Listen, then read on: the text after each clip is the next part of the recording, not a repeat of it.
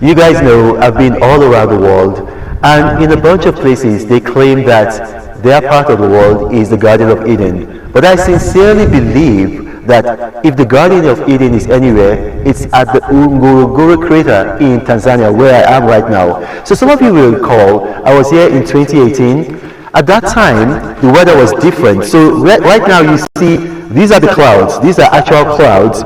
And so we can't see the crater. But when I came in 2018, it was a different weather. I think I came in June. And so we could see far into the distance. Now, the thing about Ngorongoro crater is this, is that it sits on the Rift Valley. So some of you recall, when I went to Jordan, the Rift Valley begins in Jordan, and it goes all the way to Mozambique. So I went to Jordan, the beginning of the Rift Valley. I went to Ethiopia, which is along the Rift Valley, and I went to Mozambique in 2018. That's the end of the Rift Valley. So in the past, there was no Africa. What we had was the Pangaea, a supercontinent. And then the Rift Valley contains the tectonic plates, and the supercontinent Pangaea broke, and that's why you have Latin America, South America. So if you take South America and if you put it into Africa, they fit like a jigsaw puzzle. That's how we know that South America used to be part of Africa, into a continent, a supercontinent called Pangaea. But the unique thing, the Ngorongoro crater, it's actually a caldera. So basically what happened is that deep there, and I'm going to go there so you're going to see it, there was a volcanic eruption. Now this is the mouth of the volcanic eruption. It collapsed, and then you had vegetation forming on it, and the vegetation is actually there. Now the unique thing about this is that though there is an entrance and an exit out of this caldera, the animals here are generational in that they refuse to leave the crater.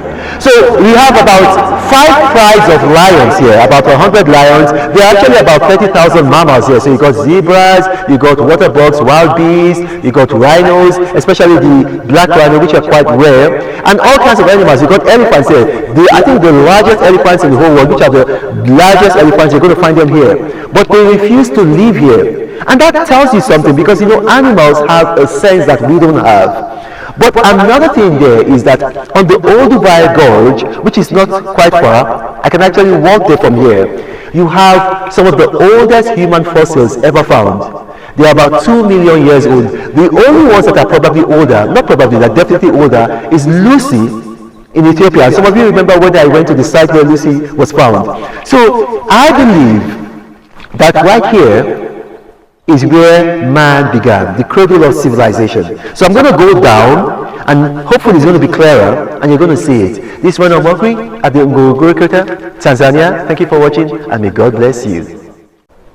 So we've moved to another part of the crater, and the first part of the crater, this is what I wanted you to see, the plains. And that's what you saw when I came in 2018. So it looks deceptively close, but it just goes on for miles and miles and miles. Now, I told you guys that the animals that are here, they stay here even though there's an exit and an entrance. One of the reasons why they stay here is because they've got streams like that. Now, the unique thing about these streams, or you can call them rivers, is that they're actually aquifers. So the water is not from rainfall, the water comes from under the ground, which is very similar to what scripture in the book of Genesis tells us about the Garden of Eden, that it is watered from a mist that comes from the ground.